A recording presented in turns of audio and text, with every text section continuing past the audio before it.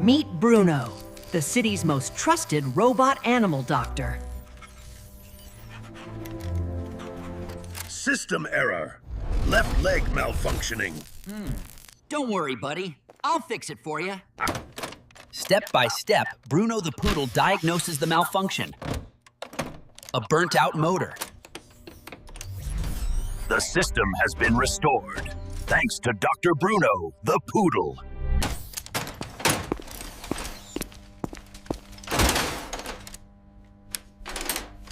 But one night, the most difficult patient appeared. In the world of machines, compassion still makes all the difference, and every robot deserves a second chance.